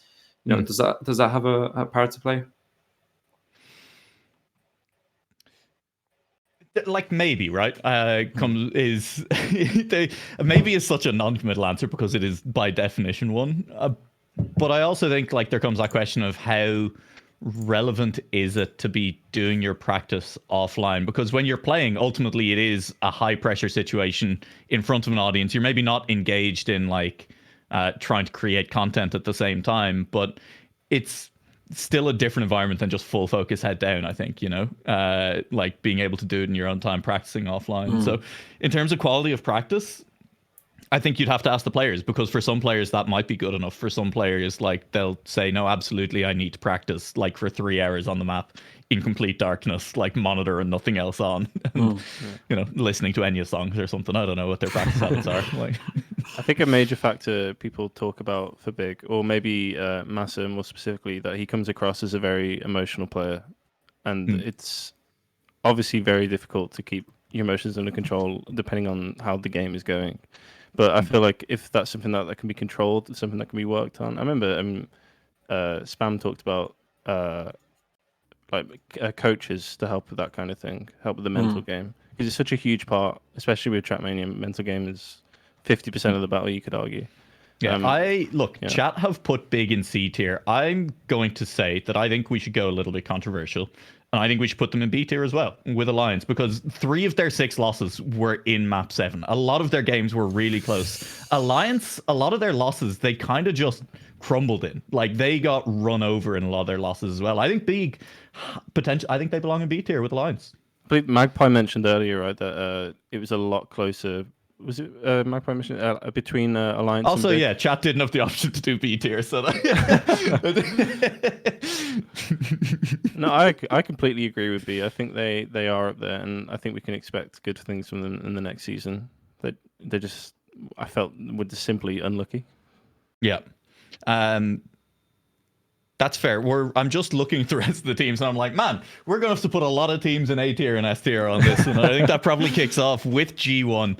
Potentially kicks off with G1, who did finish the regular season in 4th place and now are still in the lower bracket, picking up that win over into the breach in what was a pretty exciting match that they looked really convincing in the playoffs. And I don't know if we're kind of still, I think we are rating playoffs performance as well at this point. Kind of looking at how they did in that first week, because Alliance, again, a little bit tough against Carmine Core in that one. But Gamers First, I mean, they finished the season strong, and they're finishing the postseason strong as well. Yeah, the one thing I noticed with G1 is when they look good, they really do look good. They do look like a top team. And one of the things that interests me a lot is actually when pro players talk about other pro players within the league, they always mention Gwen as, you know, a top 3 player. And I wouldn't say people would consider that themselves who are newer to the scene. That's including myself. So they obviously rate him highly, and they know his potential. And in some games, he's very clearly showed that how fast he really can be. Babz, any particular opinions on G1 and their ability as players and what tier they belong in this tier list? Oh, I can hear you twice, which is very spicy. I'm sure. Still double. Okay. Uh-huh. This is content. I mean, hey, in the meantime, we can just continue to talk about I can talk about G1 for a bit. I think, I already mentioned Gwen. He very clearly is fast. And I mentioned earlier how Binks, ever since Arctic Gaming Experience, has really stepped up his game. And I'd argue he's one of the best players in the league now. And I'd argue that G1, A or S, honestly, like that's the thing. I mean, I was gonna say, I think the only thing you could argue that would be controversial is putting them into S tier. I wouldn't say no to that. That's the thing. Okay. I really do think. Sell me on it, like, right? Because I think that's the thing, is what you have to argue is that they've delivered on that potential. Because I agree with you, the potential is there, but I'm looking at some of the other teams in this list, and I'm looking at, for example, BDS and Solary, and saying, like, yeah, these guys have insane potential, and at various times over the season have maintained that over the course of a match. But G1, like, they're very good, they're very fast, but unless they absolutely peak, and even if they do absolutely peak, do they sustain that for an entire match? And I don't think that's necessarily true compared to a team that I'd put into S tier. Yeah, it's asking a lot of them, as you said. And exhaustion is going to play a huge part, even in just one match in its own. Like, can they hold on? I don't know, but maybe, hopefully, would be cool. All right, I think we're going to slam G1 into A tier. Babz, did you have any disagreement with that? I definitely caught all of what you just said. And completely G1, agree with. Very good. Not as consistent as the teams that are probably going to end up in S tier. So we're slamming them into A tier. Fully agree. Yes, let's go. Yeah. Reasonable. I mean, hey, let's make things confusing. And I mean, we're going to end up doing it at some point. So let's talk about Solar and BDS and put them both in S tier. Absolutely. There's no other place for them to be. Especially after the match that they gave us over the weekend. All right, some minor biases coming through then as well. I mean, hey, look, they beat Pac, they end up in D tier. That seems fair to me. Yeah, I mean, BDS Solar, they've given us 2 amazing games already. It kind of feels like they've been a step above everybody else. I feel like Solar had one bad week. I think it was week 2 or week 3. Yeah, but it was week 2 where they lost to... No, not week 2 where they lost to BDS. They lost to Into the Breach as well, wasn't it? That was... Yeah, but that was... I remember looking at the stats of that, especially from Magpie's side, and I know Pac said it as well in an interview. It was... Mime, I think... Week 6. So that was the best performance of anybody on any given day. It was just Into the Breach, just... did wild things. And if Solary played the same in the same way they did against any other team on any other day, they win the match. But that's just a freak performance, and it's actually really cool that we can see that at this level. You know, often we think that these maps are so optimized and players have a skill cap basically, and once they reach that, they can't go any further. But yeah, Mime kind of proved that. But I think that our 2 best teams in the league, hopefully they face off in the playoffs. Yeah. I think one important thing to mention is before this whole World Tour started, a lot of people would have had Solary in S, and a lot of people had BDS in D. Like, people didn't expect them to do this well at all, and they expected them to be the worst team in the league. So for them to completely shatter those expectations and perform the way they are performing, it's really impressive stuff. It's been really fun. I'm going to suggest something controversial. Okay, that's very unlike you. I think that Into the Breach have not reached the level of a G1 enough over the course of the season. They've had some insane performances, but I think in general they've not shown the consistency that would want me to put them in the same tier as G1. So I think they should go in B tier, but I also think that they're a tier above Alliance and Big, who I think should therefore be pushed down into C tier. I don't think I agree with that. I think in my they are on equal footing with Alliance and Big. I feel like in playoffs in general, I think we can all agree that Mime was trying to carry, and Elcon was not having the best of times. But league performance-wise, that's like the playoff when it counted. That's why I want to put them below, because G1, when it counted, have stepped up and have looked great in the playoffs. And Into the Breach, like, they're slipping a little bit. And I mean, maybe it's unfair to put more weight onto one match, but that one match is the playoffs, right? Like, and both of the players, like you say, Mime was trying very hard, but couldn't quite do it. Nelcon was having a rough day of it. And so that's why, like, I could see putting them in the same... I could see putting them into either of these tiers, but I also think splitting the tiers and moving Alliance and Big down just to make room in between for Into the Breach appeals to me. And, I mean, the chat is split between B and C, so it's controversial. And also, we did accidentally not give them the option to vote for B, and so they did vote for C for Big. So yeah, but I do agree with ITB. I'd still put them in A tier though, just because I feel like on their day, I mean, this is, it goes both ways. The argument is like on their day they're good, but it's only on their day that they're good. But I think one thing to keep in mind is like, so G1, they're made up of Gwen and Binks, 2 previous TMGL players, like highly regarded players. ITB is Mime, who's one of the top 4 probably players in the world, and then Elcon, who's been thrown in at the deep end. He's a very young player, Elcon is, and he's just been put into TMGL in one of the bigger orgs in the league, and has been expected to play. Compared to a player like Soldier at Alliance, who's come from winning Challenger into TMGL, that progression hasn't been as smooth. It's just been thrown at the deep end. I'd put them in A. That's my opinion. Yeah. I like your arguments here. I mean, the compromise could be, right, and hear me out, we rename the tiers. D tier becomes S tier, C tier becomes S plus tier, B tier becomes S plus plus, A tier becomes S+++, and then S tier becomes S+++++ tier, and then everyone's in S tier, and it doesn't feel as bad to be moving teams down because insulting. like, look, it's C tier is not like a C tier, like they're not actually a C tier team. It's just that actually trying to differentiate the teams out is really hard, you know. And like, because I agree with you, I don't think they're far off G1. I think, you know, for what they are, they've performed really well, but like, that's not the same as actually I feel that they match G1 in terms of performance this season consistently and overall, you know? Yeah, like I understand taking context into it does maybe change feelings about it, but I just look at what happened and I'm like, you know? I do agree with you with that. And I mean, as logical as your organization seems, I think putting them at the top of B tier, so ahead of Alliance and Big, that is fair. a good compromise. Yeah, that seems entirely fair. Although, also that does, as someone has pointed out, leave Big and Into the Breach in the same tier. And again, I don't know. I'd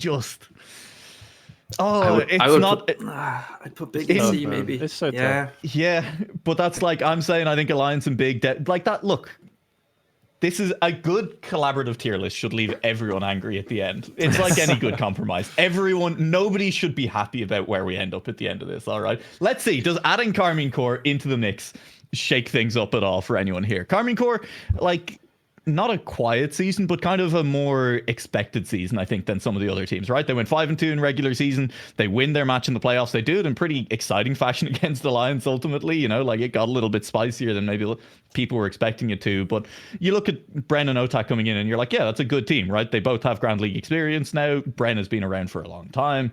This should be a team that is stable and does quite well, was my take when I looked at this team preseason. It's one of those teams where you expected good things, and I guess not much more than that. You didn't expect them to win, but you didn't expect them to do bad either. You just expected them to be good, and that's pretty much what they've done, right? That's exactly what they've done. Yeah, I mean, I completely agree with what you've both said.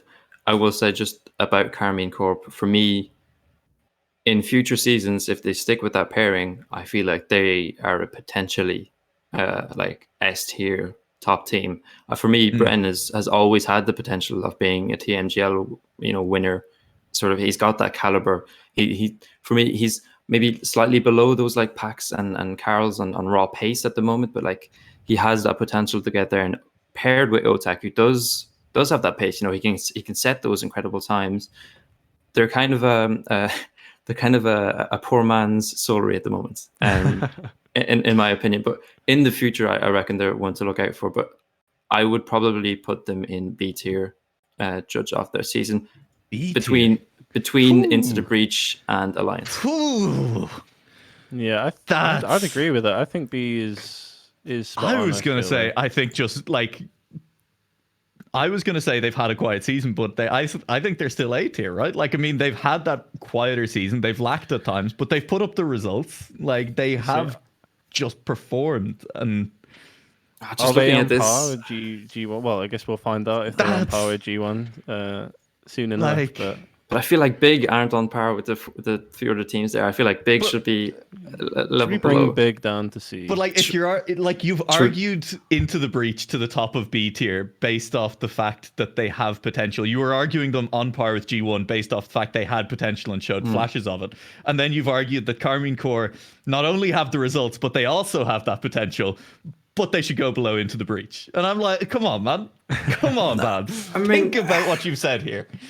So yeah, so for me, Into the Breach, they're a pairing. They're quite based on pace, the two of them. But just looking at playstyles, like we mentioned earlier, I think Karmine Corp kind of have that sort of extra potential, not only to be a good team. Then why are they behind Into the Breach, Babz? Because this is potential. This isn't looking at this season, what happened. You know, the results this season for me, Into Breach have been the stronger team.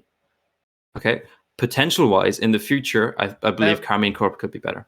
Would that be the regular season where Into the Breach finished behind Karmine Corp, or the playoffs where Into the Breach finished behind Karmine Corp, that they had better results? Oh man, these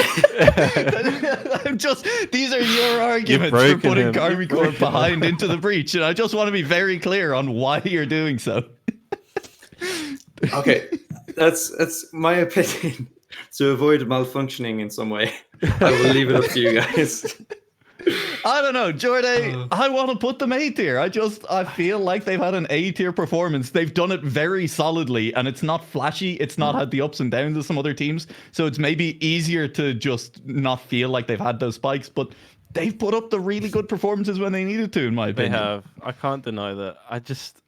I think when I if we were to put them in A and then say they're on par with G1, in my head that doesn't make sense. So I'm confident G1 will win this match. But I want to move Alliance down into C tier. All right, like if I agree with that. I agree. Karmine Core and Into the Breach in B tier, I want to put Alliance down in C tier ahead of Big in that tier.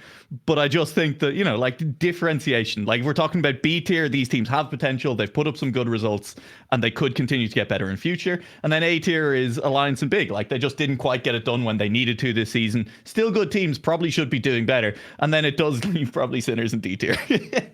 I think that looks the way it is now is probably the best. I'd agree with that. I mean, if you wanted to put Karmine Corp ahead of Into the Breach, I wouldn't be against it. But going off of what you said and how far they've actually gone into the events. Look, I think like our goal was to not just completely mimic the standings. We have put G1 above where they finished, ahead of Karmine Core, which I think that's fair enough based on what the playoffs look like as well.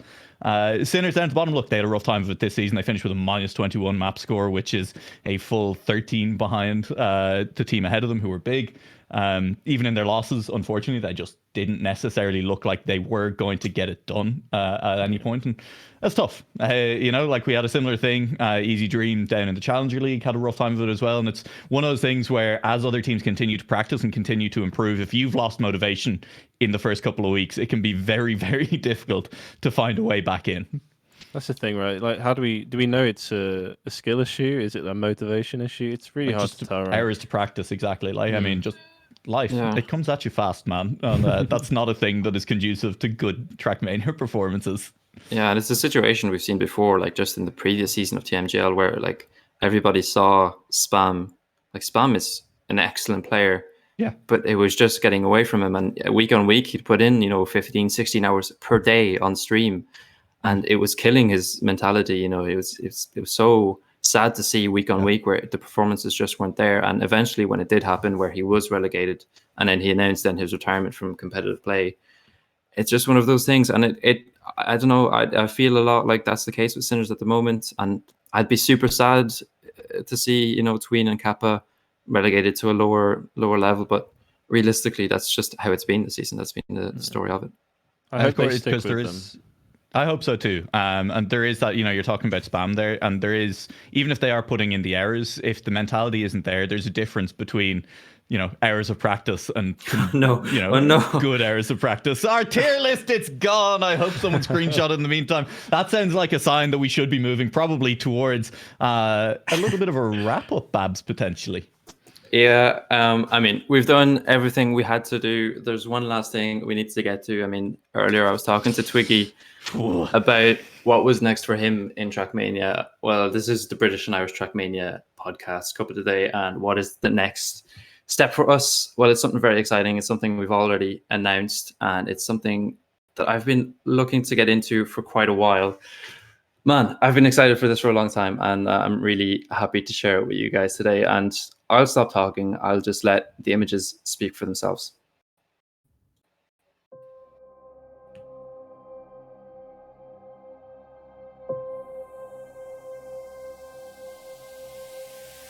Now it is a race to the finish between Magpie and N7. N7 with a better line there. Babz doesn't need to win 3 in a row, but he does need to win this one. If Babz wins this one, doesn't matter what happens next round. They both enter last chance. No coming back from a time difference that amount against a player of the caliber of Xephyr. Ashes. Babz will look to secure his perfect record. Reel in Acros at the end here. Acros with a nice line though. Close your eyes.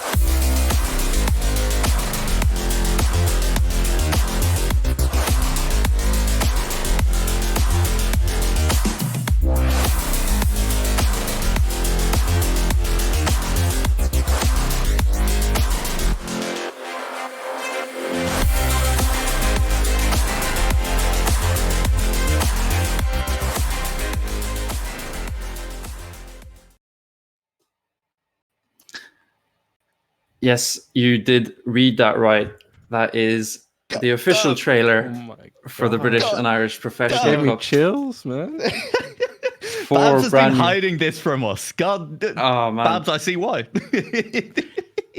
So we can officially announce that this British and Irish Professional Cup is in affiliation with Into the Breach. Yeah, it's been in the works for months. We should have put the S tier, man. We should have put the S tier. We made a mistake.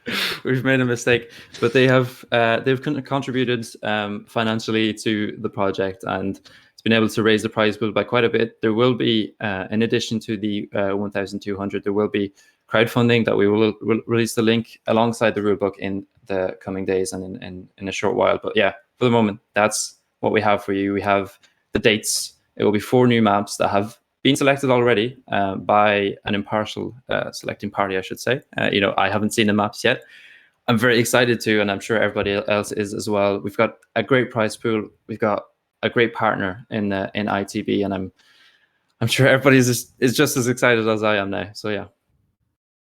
That video is so cool. I mean, that's actually such a sick video. I mean, that was a Padster production, Yeah. I would assume. Yeah, I think can we get some love for Padster in the chat, because he has been putting in the work. He's been putting in the work for the past few weeks getting that sorted, and we've been throwing stuff at him here, left, right, and center to put into promotional stuff, and he's done an incredible job, and he continues to do so. Yeah. That's just a lot of fun. Babz, what's the dates for the British and Irish Pro Cup? Is that revealed? Is that part? Are we going to be telling people what's up?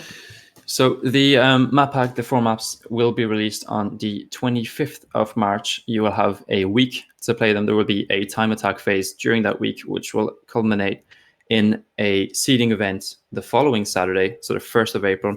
A percentage of your time attack times will contribute to your seeding. I think it's about 30%. And then the rest of it will be determined by the rounds that you play in that seeding event on the Saturday. We'll get from that a seeding table. Part of those players will go in directly to the next weekend to play in a double elim bracket, which we're very happy to announce, which means that compared to the IPC1, everybody will be getting games. And even the people outside of the top 32 will be having a prospects section like we had in VIPL. So everybody gets to play. Everybody can join in on the fun. It's all incredibly exciting, and yeah, I can't wait. Sounds so good, man. It's fun. It's so cool.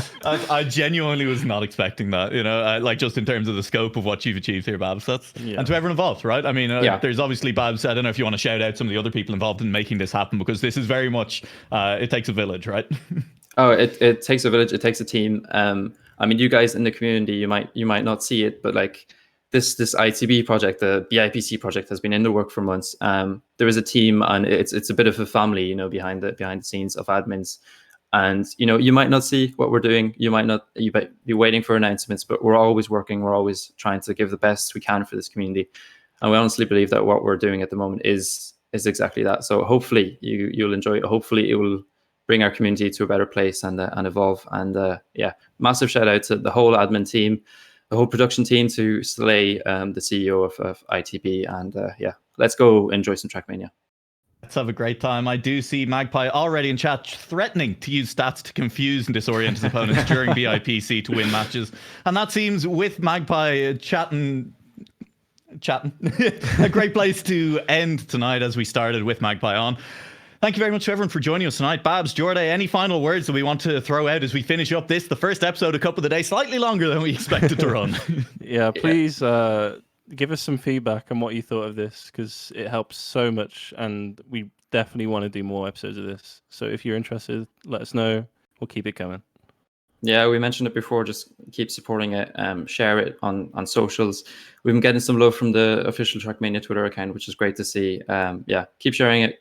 Give us some feedback. Give us some ideas maybe for future episodes, because we've got a lot more to show you. We don't want it to end here. So yeah, keep it going. We'll keep putting the work in, and we'll give you some good content. And thank you very much for tuning in. I think lots of fun segments that we'll have to try and consider things for the future as well. We're definitely going to get Hotspot to start trying to break his old records from 2008 World Cup maps. I think that's listen, listen. If that was actually a plan and I've accidentally leaked things, that's just how I'm there. Thank you again to everyone for joining us, as has been echoed there. It's been an absolute pleasure having it. It's been a pleasure, as we've talked about all night, being a part of the community, and the community makes projects like this worthwhile. So give yourselves a hand. Drake in chat, thank you very much for joining us, and we will see you back next week for another episode of Cup of the Week. Cup of the Day, Cup of the Day. It's whatever. See, it's basically casting the warm-up. We were so close. We were so close. So please just take us off screen. Take me off screen. Get Have a us good out of evening, here. everyone. Goodbye, everyone. Have a lovely Bye-bye. time.